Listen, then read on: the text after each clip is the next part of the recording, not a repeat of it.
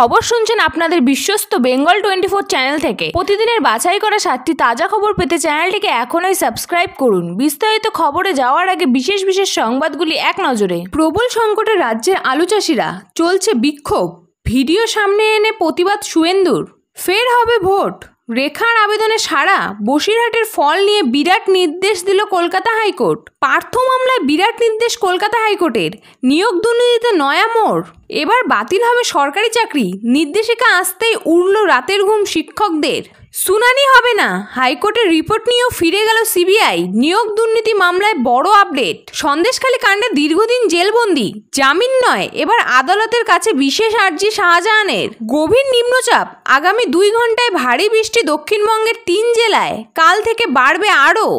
আসছি বিস্তারিত খবরে। বর্তমান সময়ে রাজ্য জুড়ে ক্রমশ বৃদ্ধি পাচ্ছে শাকসবজির দাম।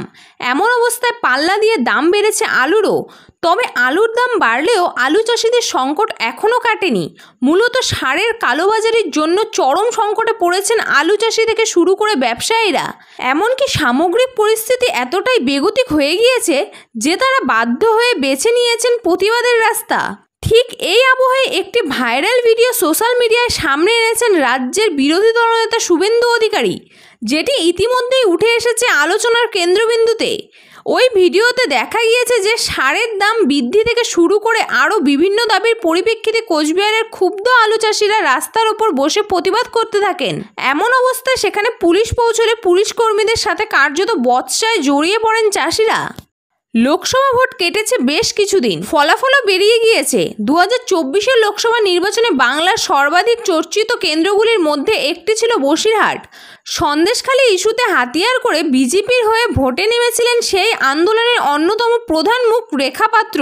তবে ফল বেরোতে দেখা যায় ভোটে কোনো ছাপ ফেলতে পারেনি সন্দেশখালীর গৃহবধূ। রেখাকে হারিয়ে বিপুল ভোটে জয়ী হন তৃণমূলের হাজি নুরুল ইসলাম। এরপর ওই ভোটে কারচুপি ছাপ্পার অভিযোগ তুলে আদালতের দ্বারস্থ হন রেখা। এদিন সেই মামলাতেই বড় নির্দেশ দিল হাইকোর্ট। রেখার আবেদনে সারা হাইকোর্টের গেরুয়া শিবিরের প্রার্থী রেখা পাত্র দায়ের করা ইলেকশনের পিটিশনের প্রেক্ষিতে নোটিশ জারি করল কলকাতা হাইকোর্ট। এদিন বিচারপতি কৃষ্ণা রয়ের এজলাসে এই মামলার শুনানির জন্য উঠলে ইভিএম, ব্যালট, সিসিটিভি, ডিভিআর, নির্বাচনী সমস্ত কাগজপত্র সংরক্ষণ করার নির্দেশ দিয়েছেন তিনি। নিয়োগ দুর্নীতি মামলায় ঘুরল মোড়। সেই 2022 থেকে শিক্ষাক্ষেত্রে কেলেঙ্কারির দায়ে জেলবন্দি রাজ্যের প্রাক্তন শিক্ষামন্ত্রী পার্থ চট্টোপাধ্যায়। পাশাপাশি গ্রেপ্তার হয়েছেন বহু সরকারি আধিকারিকরাও।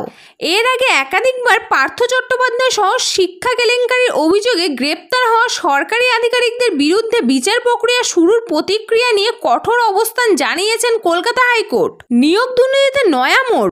পাশাপাশি নিয়োগ দুর্নীতির তদন্তে একাধিকবার প্রশ্নের মুখে পড়েছে রাজ্যের মুখ্য সচিবের ভূমিকা। তবে বারংবার আদালতের নির্দেশ অমান্য করেছেন মুখ্য সচিব বিপি গোপালিকা। তাই এবার বড় পদক্ষেপের পথে হাঁটল কলকাতা হাইকোর্ট। নিয়োগ দুর্নীতি মামলায় ধৃত রাজ্যের প্রাক্তন শিক্ষামন্ত্রী পার্থ চট্টোপাধ্যায়ের জামিনের মামলা শুনানি হবে মুখ্য সচিব বা সংশ্লিষ্ট কর্তৃপক্ষের অনুমোদন ছাড়াই। গত শুক্রবার এমনই জানিয়ে দিল কলকাতা হাইকোর্ট। নিয়োগ দুর্নীতি নিয়ে তোলপাড় রাজ্য। শিক্ষাক্ষেত্রে কেলেঙ্কারির অভিযোগে চাকরি হারিয়েছেন বহু শিক্ষক, আবার অনেকের ভাগ্য ঝুলছে আদালতের রায়ের ওপর। এরই মাঝে সরকারি শিক্ষকদের জন্য জারি করা বিজ্ঞপ্তি। সরকারি স্কুলের শিক্ষক হওয়া সত্ত্বেও চুটিয়ে টিউশনি করছে অনেকে। বহুদিন থেকে এই অভিযোগ উঠে আসছে। মামলাও হয় কলকাতা হাইকোর্টে। এবার সেই ইস্যুতে নেওয়া হলো বড় পদক্ষেপ। শিক্ষকদের নিয়ে কড়া পদক্ষেপ। প্রাথমিক শিক্ষকরা আর প্রাইভেট টিউশন করাতে পারবেন না। প্রাইভেট টিউশন করলেই বাতিল হবে চাকরি, এই মর্মে জারি হলো বিজ্ঞপ্তি। কোনো প্রাথমিক শিক্ষক যদি নিয়ম অমান্য করে বাড়িতে পড়ান তাহলে বাতিল হবে শিক্ষকতার চাকরি। এমন ওই কড়া বিজ্ঞপ্তি জারি করল পূর্ব মেদিনীপুরের প্রাথমিক শিক্ষা সংসদ। প্রসঙ্গত স্কুল শিক্ষকদের গৃহশিক্ষকতা নিয়ে আগেই সরকারিভাবে নির্দেশিকা জারি হয়েছিল। তবে অভিযোগ সেই সব তোয়াক্কা না করেই বহু সরকারি স্কুলের শিক্ষকরা প্রাইভেট টিউশন পড়াচ্ছেন। এই নিয়ে এবার কড়া পদক্ষেপ। প্রাথমিকে নিয়োগ দুর্নীতি মামলার তদন্তের অগ্রগতির রিপোর্ট জমায় বাধা। তদন্তে একাধিক তথ্য উঠে এলেও সেই রিপোর্ট হাইকোর্টে জমা দিতে পারল না সিবিআই। প্রাথমিক নিয়োগ দুর্নীতি মামলা সুপ্রিম কোর্টে স্থগিতাদেশ থাকায় রিপোর্ট এনেও মঙ্গলবার তা আদালতে জমা করতে পারল না কেন্দ্রীয় তদন্তকারী সংস্থা সিবিআই। তদন্তের রিপোর্ট জমা করতে পারেনি ইডিও। কি জানালো হাইকোর্ট? 2022 থেকে প্রাথমিকে নিয়োগ দুর্নীতি মামলা তদন্ত করছে ইডি ও সিবিআই।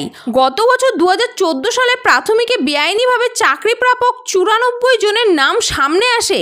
আদালতে রিপোর্ট পেশ করে এই প্রাপক 94 জনের নাম সামনে আনে সিবিআই। এরপর ওই 94 জনের চাকরি বাতিলের নির্দেশ দেন কলকাতা হাইকোর্টের বিচারপতি অমৃতা সিনহা। সন্দেশখালী কাণ্ডে দীর্ঘদিন ধরে জেলবন্দি শেখ শাহজাহান। একসময় যিনি সন্দেশখালী দাপিয়ে বেড়াতেন, বর্তমান তার দিন কাটছে জেলের চার দেওয়ালের ভেতর। এবার সেই শাহজাহানই আদালতের কাছে বিশেষ আর্জি জানালেন। জেলবন্দি অবস্থায় কি আবেদন করলেন তিনি? বিশেষ আর্জি জেলবন্দি শাহজাহানের। মঙ্গলবার ব্যাংসাল কোর্টে শাহজাহানের আইনজীবী বিপ্লব গোস্বামী বলেন, তার মক্কেল আয়কর রিটার্ন জমা করতে চান, কিন্তু কেন্দ্রীয় এজেন্সি ইডি তার অ্যাকাউন্ট বাজেয়াপ্ত করে রাখায় তিনি সেটা করতে পারছেন না। ব্যাংক কর্তৃপক্ষ স্টেটমেন্টও দিচ্ছেন না।